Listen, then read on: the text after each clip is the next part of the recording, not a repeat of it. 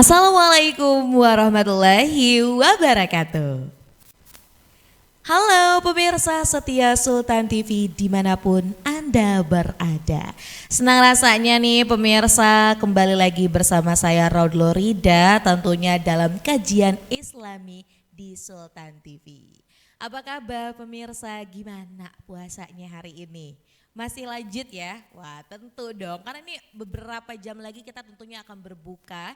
Namun ya ini sambil ngabuburit menunggu bedug maghrib tiba, kita akan ngobrol-ngobrol, berbincang di Sultan TV dalam program Kajian Islami.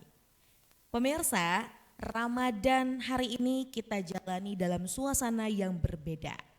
Saat ini kita hidup di era digital.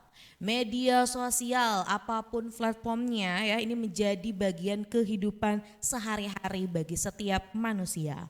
Mulai dari berbagai momen ibadah, mengikuti kajian online hingga berdakwah melalui media sosial. Namun pemirsa, di sisi lain media sosial juga menjadi sebuah tantangan yang menguji keikhlasan, fokus, dan juga kualitas ibadah kita sebagai manusia. Lalu bagaimana nih pemirsa seharusnya kita menyikapi media sosial, menggunakannya dan juga tadi memanfaatkannya di dalam bulan suci Ramadan. Agar tentunya Ramadan ini tidak terganggu dengan media sosial, namun kita juga tidak berhenti menggunakan media sosial. Nah intinya agar balance lah seperti itu pemirsa.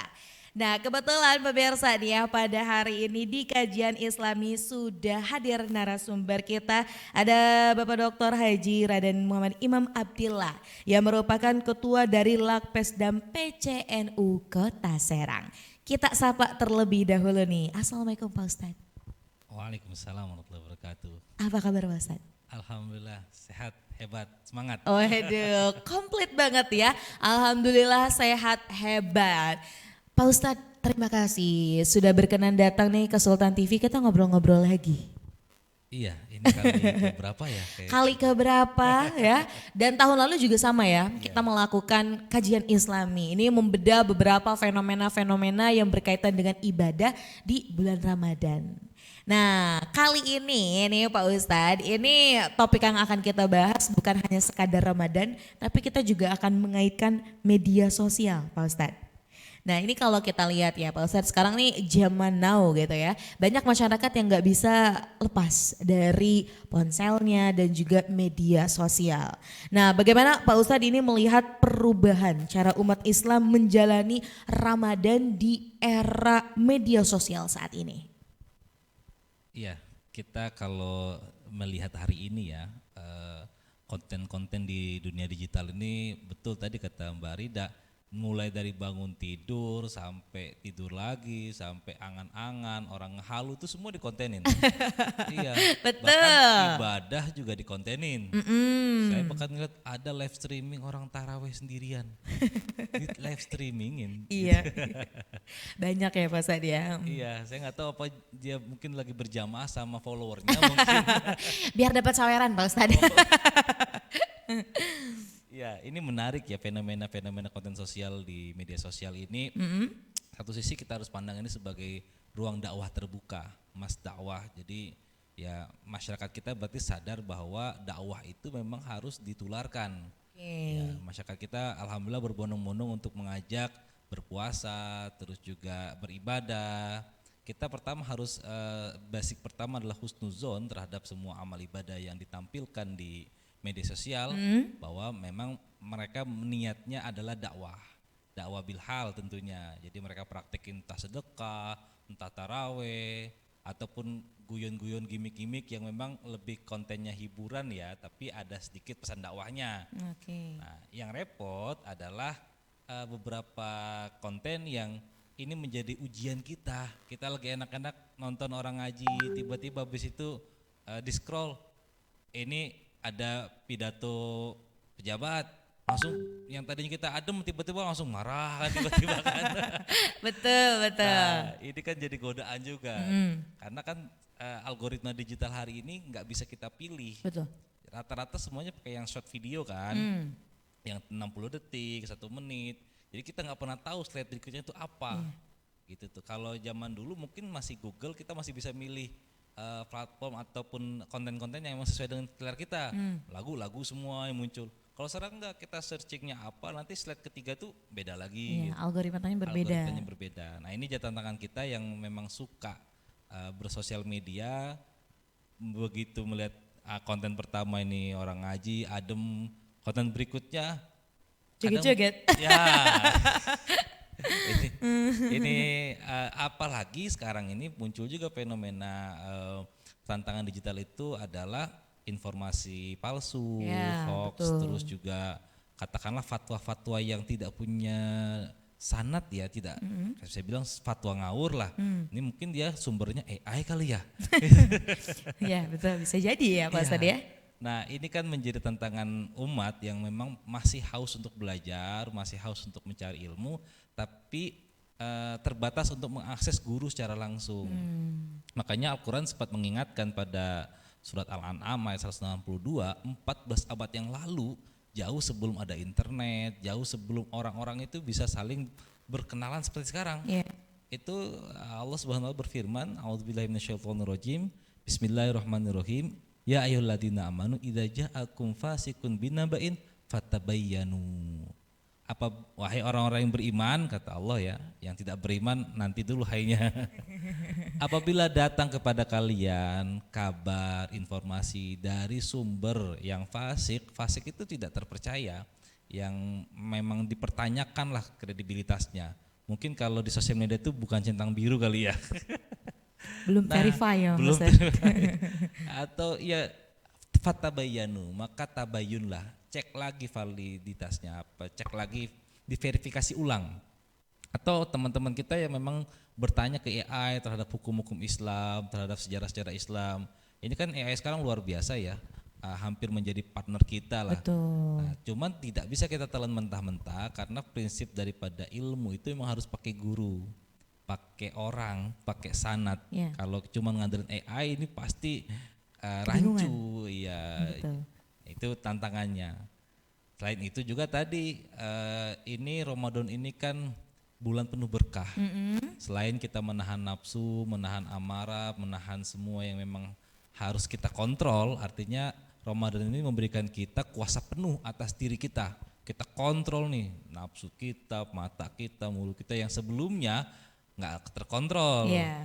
Nah, selain itu juga Ramadan ini bulan penuh berkah di mana ini ekonominya menjadi cukup naik gitu. Karena Ya, banyak orang yang jual banyak takjil nih Pak. orang yang jual takjil. Nah, termasuk juga tadi ada yang bikin konten jualan, mau Ya. lebaran nih kerudung syariah gitu kan, dan makanan syariah, tempat hiburan syariah. Wah, serba syariah ya Serba jadi Pak syariah. Ustadz ya. Iya, nah itu juga menjadi sebuah tantangan. Kalau Ramadan akhirnya menjadi sebuah momentum untuk peningkatan ekonomi, harus kita maknai secara positif. Orang berjualan takjil kan tidak mesti ke orang Islam, Betul. siapapun juga boleh, namanya konsumen kan. Daur takjil nih Pak. Iya. Nah tapi sisi lain juga kita mewanti-wanti adanya eksploitasi Ramadan. Eksploitasi Ramadan itu yang paling rawan adalah ketika banyaknya filantropi yang memanfaatkan euforia umat untuk bersedekah, untuk berinfak, untuk berbagi. Ini muncul lembaga-lembaga filantropi yang entah dari mana, entah punya siapa, entah bagaimana, tiba-tiba ya meraup itu semua. Nah, itu tuh. Ini menjadi artinya ada potensi eksploitasi Ramadan yang ini jauh daripada nilai-nilai keislaman yang kita harapkan. Ini kan nanti udah zamannya udah mau nuzul Quran, udah pasti banyak sedekah-sedekah itu di bulan Ramadan ini. Alhamdulillah Indonesia ini masih menjadi negara filantropi yang paling tinggi ya, tertinggi di dunia. Artinya umat Islam di Indonesia itu sedekahnya minta ampun. Wah luar biasa ya Pak. Dar. Meski WNI tetap bersedekah ya Pak. Meski WNI ya kita tetap harus bersedekah dong. Aduh lagi rame nih. Mancing nih. Iya, itu Kak Rida. Jadi momentum Ramadan di sosial media, kita sebagai user Ya. harus kembali pada niat. Nah, innamal a'malu binniyat. Innamal a'malu binniyat. Jadi misalnya kita niat taraweh, kita boleh nggak nih posting lagi ibadah? Boleh. Yang tidak boleh adalah ketika kita posting dengan niat ria. Nah, Ustaz, kalau teman saya yang niat ria bagaimana? Kamu tahu betul niatnya ria apa enggak? nah, bagaimana cara kita agar tahu gitu, apakah niat orang tersebut ria atau tidak kan kita juga nggak tahu nih Pak Ustadz.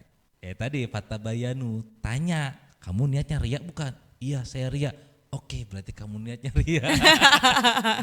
Karena perkara ria ini perkara niat hati. Iya. Soal hati kan manusia bisa apa? Kita nggak pernah tahu hati manusia. Ada yang mungkin menampilkan keriaannya, tapi jauh di lubuk hatinya dia sedang mengkoreksi dirinya.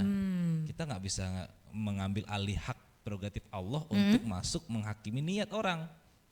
Begitu. Jadi cukuplah bagi kita itu mengkoreksi niat kita pribadi. Apakah saya sudah ria dalam menyampaikan ilmu, dalam menyampaikan dakwah yang memang hanya kecil, sekedar ya Share-share quote, share-share gitu ya, Pak ya. quote, ya kan. Kalau kita dihantui oleh takut ria, justru itu ria yang paling tinggi.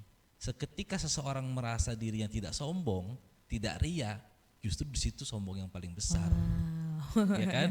Iya. Saya emang nggak sombong. Wah itu sombong banget berarti.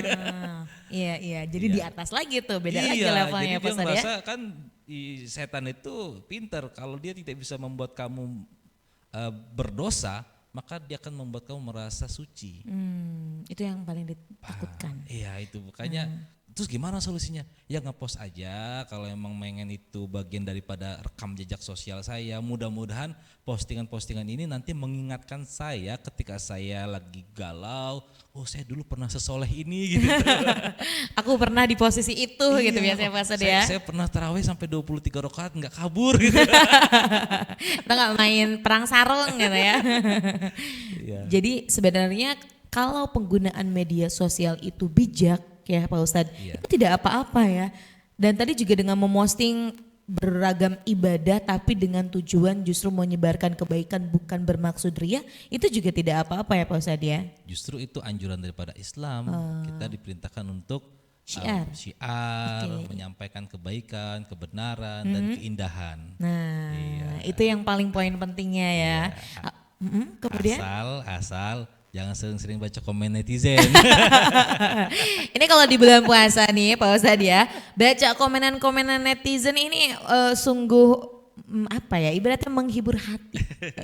Meskipun ada juga yang menjengkelkan. Nah itu gimana tuh Pak Ustadz ketika melihat komen yang menjengkelkan? Nah di situ tantangannya. Jadi banyak orang itu nggak berani ngepost kebaikan, quote-quote karena dia takut diserang netizen. Betul. Ya, netizen 62 kan lumayan ya. Mantap Kosakatanya banyak banget itu. Betul. Dapat aja lagi bahasanya itu kok.